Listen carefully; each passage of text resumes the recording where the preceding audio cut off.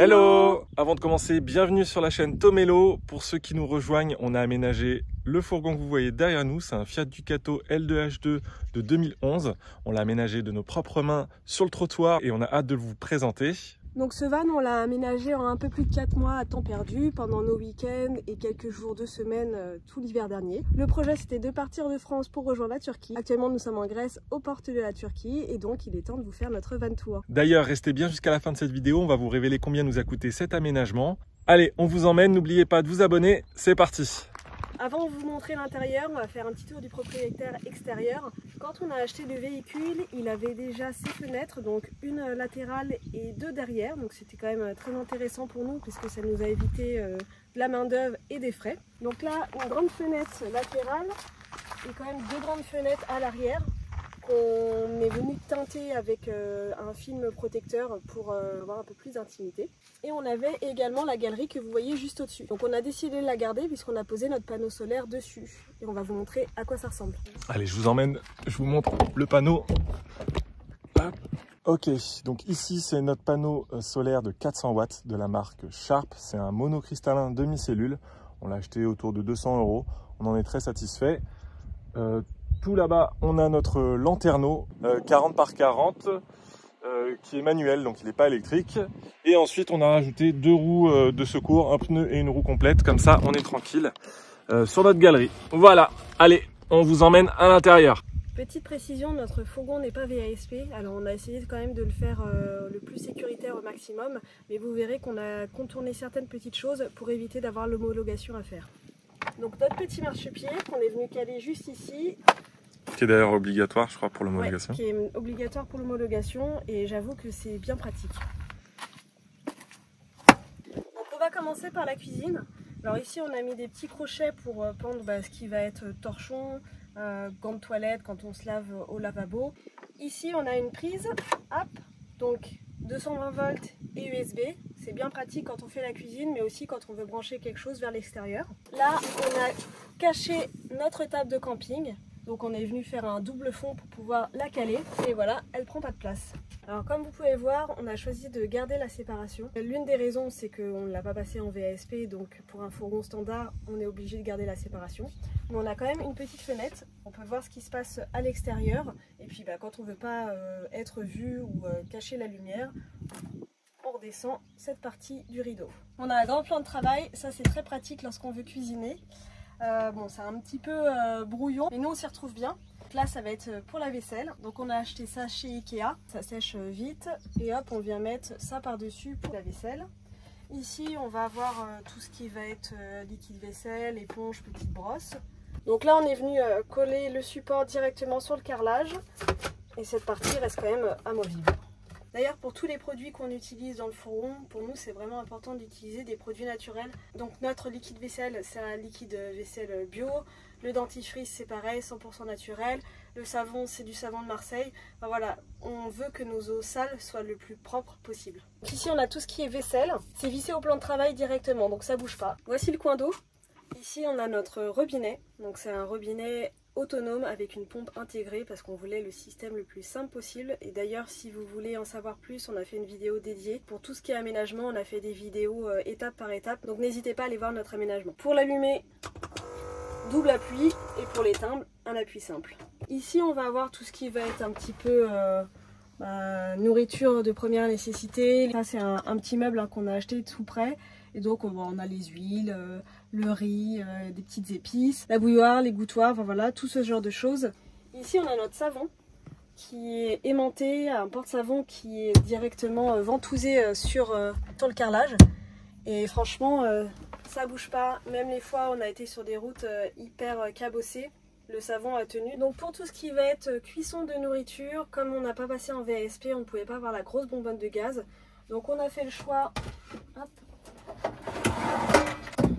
d'avoir un camping-gaz avec les petites bonbonnes, comme ceci. Donc malheureusement c'est pas forcément très économique, mais ça nous évite d'avoir à homologuer le fourgon. Donc quand on veut cuisiner, on vient poser le camping-gaz ici. On avait laissé la place exprès pour. Parfois on peut aussi cuisiner sur notre table en extérieur lorsque c'est possible. Donc c'est une plaque de feu lorsqu'on veut faire de la cuisine un peu plus élaborée. Et sinon, lorsqu'on veut faire des petites cuissons rapides, type le petit œuf du matin, on a ceci qu'on vient clipser directement sur la bonbonne de gaz. Ça évite de tout sortir.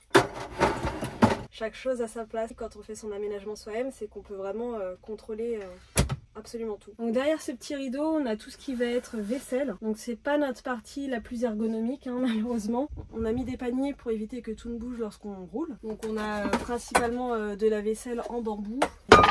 Les assiettes, les bols, quelques petites choses en inox aussi. Là on a nos verres, planche à découpe. Et puis derrière on va avoir tout ce qui est un peu plus pour cuisiner. Donc on a un mixeur, une mandoline. Hop, qu'on utilise quand même de temps en temps. Là ici on a pendu notre petite poêle. Ici après sa grume qu'on n'a jamais encore utilisée. Et juste ici on a fait un petit système pour pouvoir pendre une casserole supplémentaire. Donc voilà, on essaie de gagner de la place au maximum. Juste en dessous on a le frigo. C'est un frigo qu'on a mis sur roulette puisqu'il s'ouvre sur le dessus. Donc c'est un 20 litres qu'on a. C'est pas énorme mais en règle générale ça nous suffit amplement pour ce qu'on a à mettre dedans. Petit bémol, c'est qu'il a souvent de la condensation qui se forme à l'intérieur. Donc on est quand même obligé de tout vider et de le nettoyer assez régulièrement. À part ça on en est plutôt satisfait et on l'avait vraiment eu pas cher en solde, hein, je crois au moins de 200 €. Donc c'était vraiment très intéressant. Juste en dessous de notre robinet on a un tiroir avec tout ce qui va être nourriture sèche. Voilà, donc on va avoir des épices, on va avoir les œufs, du sel, des pâtes, voilà, tout ce genre de choses qu'on vient mettre juste en dessous.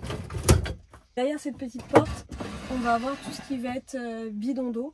Donc le bidon d'eau propre, le bidon d'eau sale, d'ailleurs là qu'on voit qui est quasiment rempli. Ici on a la sciure pour les toilettes sèches, la poubelle de recyclage, le vinaigre blanc pour tout ce qui va être nettoyage. Et ici on a notre petite poubelle qui est bien pratique, où on vient mettre en fait tout ce qui va être sac poubelle, éponge propre, etc. Juste ici derrière cette porte on a une petite penderie, alors elle n'est pas énorme mais elle a le mérite d'exister. On vient mettre grosso modo tout ce qui va être pull, gilet. On a aussi un petit peu de bazar médical. Ici on a mis 2 paniers en nu accrochés pour mettre un maximum de choses encore. Donc ça va être des brosses, du maquillage, plein de choses mélangées mais je m'y retrouve. Ici on a tout ce qui est partie salle de bain, hein, puisqu'en fait on n'a pas de salle de bain dans notre fourgon. Donc on va avoir les brosses à dents, le dentifrice, les crèmes. Et on en a un autre juste ici, donc avec la suite, hein, déodorant, coupe-ongles, lime, etc.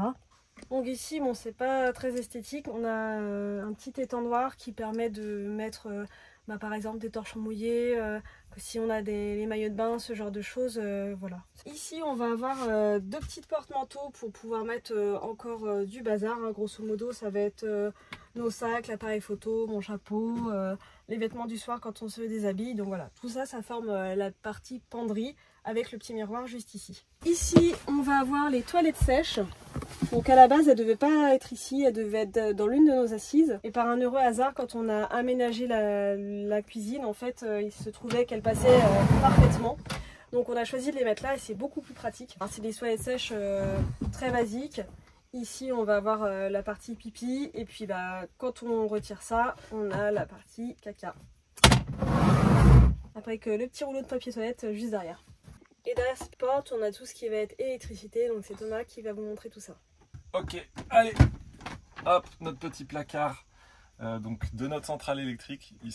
Toute l'électricité se passe ici, donc on a décidé de partir sur un système non fixe. Donc c'est une station solaire électrique de la marque Oukitel qui nous permet de générer 2000 Wh d'électricité, donc autant vous dire qu'on a de quoi faire. Tout se branche directement dessus. On n'a pas de tableau de fusible ou de choses comme ça. Tout est branché directement sur la station. Donc tout ce qui va être prise USB, j'ai fait des câbles qui passent dans les murs. Pareil pour le 12 volts. Sur le côté ici, on a les prises de 120 volts. Donc j'ai branché des rallonges un petit peu partout, histoire de relier tout ce qui nous intéresse. D'ailleurs, on fera une vidéo dédiée pour notre système électrique, si ça peut en intéresser certains. Voilà, nous on va essayer de vous partager au maximum en détail notre installation. Et d'ailleurs, on a un code promo pour Lokitel si ça vous intéresse. Je vous mets les infos en description. Juste au-dessus, on a notre panier fourre-tout. On a tous ça à la maison. On a plein de câbles électriques, des différents types de chargeurs, des batteries secondaires, des adaptateurs, des petits ventilateurs, plein de petites choses qui peuvent être intéressantes à un certain moment donné du voyage. Donc on a décidé de les mettre ici, c'est accessible. D'ailleurs, les câbles du panneau solaire pour recharger la station passent tout en haut dans le plafond et descendent derrière la station, et donc c'est rechargé directement sur le côté. On a décidé de ne pas fermer sur l'arrière, donc en fait l'air circule tout le long de la cuisine. Donc là, on met la table, en fait, l'air peut circuler. Même si la porte est fermée, en dessous, en fait, il y a l'air qui peut encore circuler. Et à la limite, des fois, on peut laisser la porte ouverte. Donc juste ici, on a le petit interrupteur, donc avec le câble qui est relié directement sur la station électrique, qui nous permet d'allumer nos spots. Donc c'est des spots de bureau que j'ai achetés, qui sont très faciles à mettre. Je vous mettrai pareil les infos en description pour aller voir la vidéo de notre installation. Donc voilà, on l'a mis sur ce côté-là, et puis au côté du lit, on a la petite télécommande pour pouvoir éteindre, allumer ou gérer l'intensité de la lumière quand on est installé dans la chambre. Ici, pareil, on a un petit port USB et un port USB-C. Donc généralement, on laisse toujours un câble, c'est pour brancher notre téléphone. Et juste au-dessus, ce câble-là, c'est pour les petites LED en boule juste ici. Donc voici notre espace salon. On a décidé de faire un bon espace où on se sent à l'aise et où on a de la place pour vivre vraiment dans ce salon. Donc on a 2 assises de ce côté-là, une assise de l'autre. Donc on tient à 3. Je pense qu'en se serrant, on peut même tenir à 4. Et à la limite, on peut rajouter une chaise dans cet espace ici de la cuisine. On a une grande table centrale qui est fixe. Donc cette table-là n'est pas amovible. On ne peut pas la rentrer comme dans certains vans qu'on a pu voir. On a de la place pour soit travailler, soit pour manger côte à côte ou en face l'un et l'autre. Donc c'est très bien, on a de la place sous les jambes. On a même de la place pour stocker d'autres choses sous la table. Donc là on a un panier avec des fruits, des légumes, quelques petits trucs. Évidemment les assises sont aussi des coffres. Donc on peut l'ouvrir juste comme ça, voilà, pour venir récupérer 2-3 bricoles. Ou alors il faut tout enlever pour vraiment avoir accès au coffre entier. Donc c'est peut-être le système où on a un peu moins bien travaillé, mais bon, on va dire que c'est quand même efficace. Donc là, c'est notre sac de linge sale. On a du papier toilette, on a aussi de la lessive et du liquide vaisselle qui traîne dans le fond. Et ici une autre box, petit cadenas, et puis en dessous on peut stocker des choses.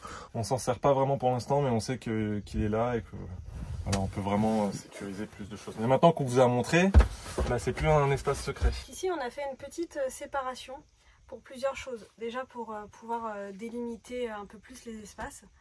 Également, lorsqu'on tire le lit, on va vous montrer juste après pour que ça puisse retenir un petit peu le matelas. Et il fallait bien trouver un espace pour pouvoir mettre le ukulélé de Thomas. Donc voilà, on est venu le mettre juste ici. Et de ce côté-là, on a des plantes, dont une qui est vraiment en fin de vie. Malheureusement, le lierre c'est fait pour être en sous-bois et dans un van à 35 degrés, elle n'a pas tenu, la pauvre. Juste ici, on a notre extincteur qui est facilement accessible près de la cuisine. Ici, on a la petite poubelle. Et ici, un panier, on vient mettre les chaussures puisque malheureusement, on n'a pas vraiment d'espace dédié pour mettre les chaussures. Donc pour éviter qu'elles traînent trop dans l'entrée, on vient en caser quelques-unes ici. On a mis un thermomètre. Donc là, on peut voir, il fait à peu près 35 degrés dans le fourgon. Juste au-dessus du salon et du lit, on a nos 2 placards. Donc on a un placard chacun pour nos vêtements. Je vais vous montrer. Hop, donc on a celui de Mélo juste ici et le mien juste là. Donc on a trois panières avec donc pantalon, t-shirt et sous-vêtements. C'est pareil pour moi. Donc on a juste à prendre le panier, hop, prendre nos affaires et ranger. Pour les attaches de tous nos placards et nos tiroirs, on a pris des petits trucs comme ça là. Des petites, je sais pas comment ça s'appelle, des petits blocs avec des petites billes. Hop, il faut bien clipser et puis ça bouge pas. Donc c'est voilà des petits trucs comme ça qui viennent se clipser là-haut. Ici on a un autre rangement en hauteur, c'est la capucine, donc qui nous permet de stocker quand même pas mal de choses. On a un ukulélé encore.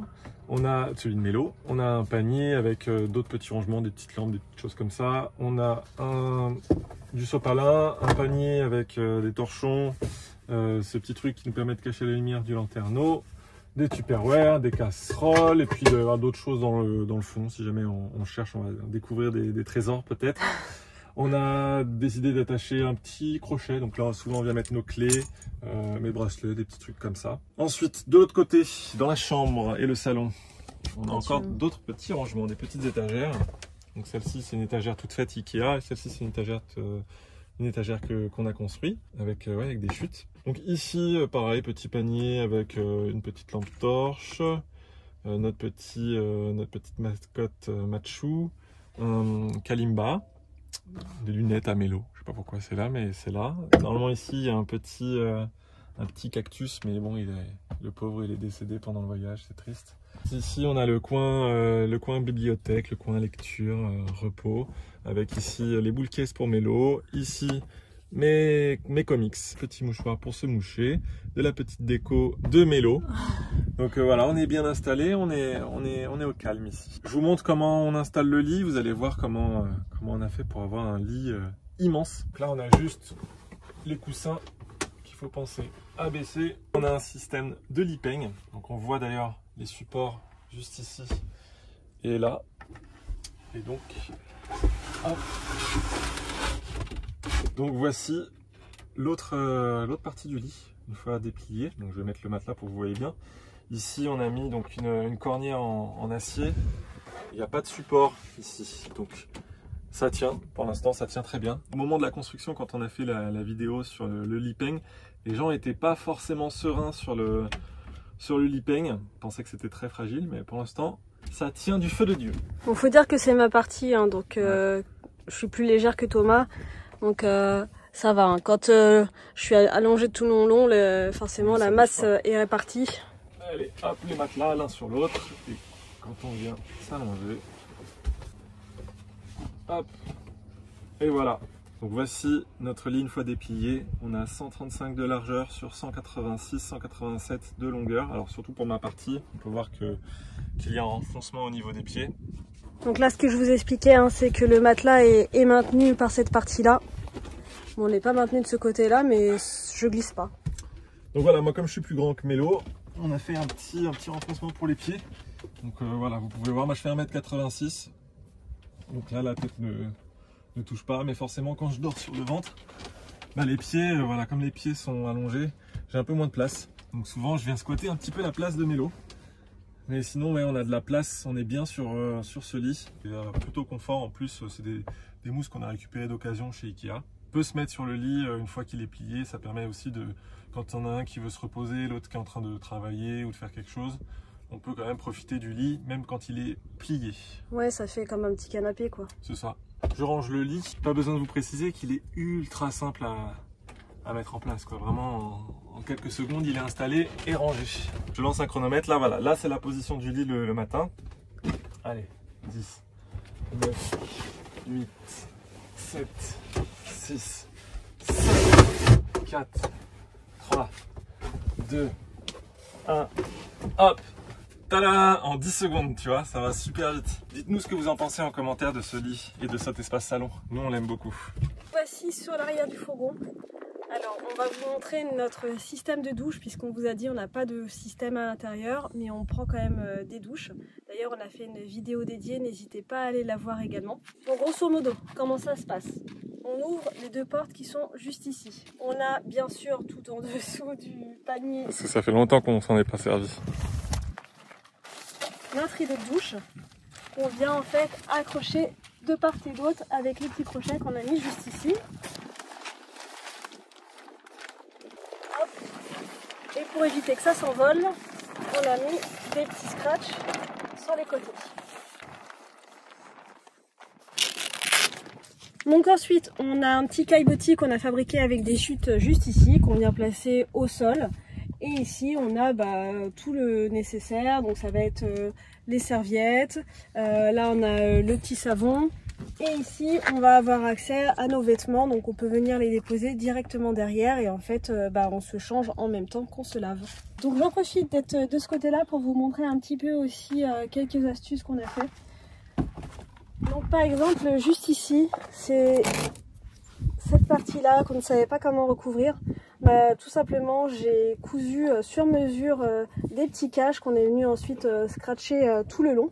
Ça nous permet de ne pas avoir à cloisonner cet espace-là et en même temps, c'est quand même plus joli de l'intérieur, de ne pas avoir l'impression d'être dans un véhicule. Également pour tout ce qui est système de rideaux. Donc les tringles, on les a faites nous-mêmes avec des bambous qu'on nous a donnés et on les a attachés sur des petites chutes de tasseau. Le tasseau, ça sert vraiment à tout. Les rideaux, pareil, c'est moi qui les ai cousus. Hop.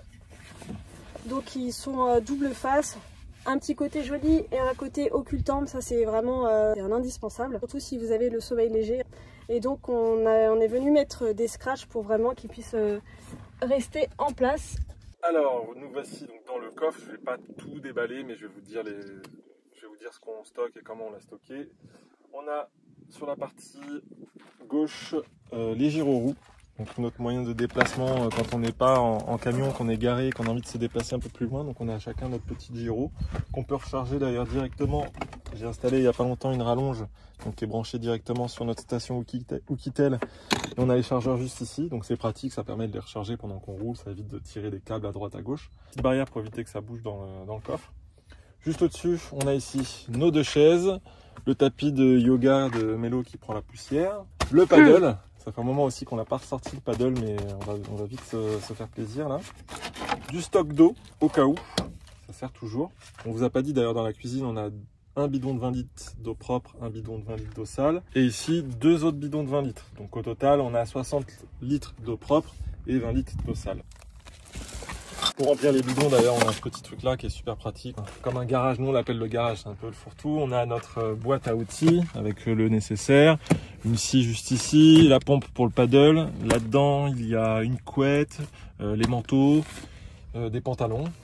Ici, c'est notre cagette à verre. Donc on met toutes les bouteilles en verre qu'on doit recycler. En dessous, on a plusieurs boîtes et derrière aussi qui nous permettent de ranger plusieurs matos qu'on n'utilise pas tous les jours. Donc il va y avoir du matos de plage. Il va y avoir, je crois que tu avais pris un fer à repasser, un sèche-cheveux, des chaussures. Notre méga rallonge de 30 mètres, rallonge multiprise. Encore du matos pour la plage, des chaussures de plage. Ça c'est notre étendoir, un petit seau qui est rétractable. C'est très pratique quand on veut faire notre lessive. On a notre balai. Ici, normalement, on a les cales de niveau pour notre fourgon, mais on les utilise actuellement. Et on a les plaques de désenlisement. J'espère ne jamais avoir besoin de m'en servir, mais on les a au cas où, si jamais on s'enfonce dans le sable ou la terre mouillée. Voilà, c'est à peu près tout pour notre coffre. Il n'y a pas grand-chose, mais il y a le nécessaire pour une vie en van comme nous, on se l'imagine. Nos sacs à dos qui sont juste ici, parce qu'on compte partir en Asie. Dans quelques mois, j'espère. Dites-nous d'ailleurs si vous voyez quelque chose qui manque. Notre moustiquaire, malheureusement, elle est déjà en très mauvais état au bout de seulement 2 mois. Je vais vous montrer. C'est une moustiquaire qui vient se scratcher comme ceci et ensuite qui vient s'aimanter dans le centre. Que comme vous pouvez le voir, il y a déjà plein de petits trous ici et surtout ici, on a trouvé une solution de secours pour l'instant avec des pinces à linge, mais elle est ouverte sur tout le long. Elle vient se bloquer dans la poignée parfois lorsque on ouvre la porte, du coup on arrache la moustiquaire avec. Voilà, donc malheureusement là la moustiquaire c'est un mauvais choix de notre part. Il faut qu'on en rachète une autre. Mais on a peur que la prochaine ait le même sort. Le tour est terminé. Je vais vous annoncer maintenant combien ça nous a coûté pour tout l'aménagement, donc de l'isolation aux panneaux solaires, en passant par la roue de secours et plein d'autres choses comme ça auxquelles on n'y pense pas forcément. Eh bien ça nous a coûté environ 4 800 €. On a beaucoup de matériel neuf, mais on a aussi essayé de faire avec de la récup. Par exemple des choses qu'on a trouvées dans la rue ou qu'on a pu acheter chez Emmaüs, donc ça permet quand même de faire de grosses économies également. C'est ça, on nous a donné ou prêté pas mal de matériel, je pense surtout à l'outillage pendant l'aménagement. C'est vrai que quand on n'est pas équipé, il faut acheter ou alors il faut essayer de se faire prêter, comme ce fut le cas pour nous. Dites-nous d'ailleurs si une vidéo plus détaillée du budget vous intéresse, on pourra vous faire ça par la suite. En attendant, on vous prépare une vidéo des 10 tops et 10 flops parce qu'on aime beaucoup notre aménagement, mais tout n'est pas parfait. Et oui, en attendant que cette vidéo arrive, n'hésitez pas à regarder nos vidéos de voyage et nos vidéos d'aménagement qui sont disponibles sur notre chaîne YouTube. Donc pensez à vous abonner, on se retrouve pour de prochaines aventures. On vous dit à bientôt. Ciao.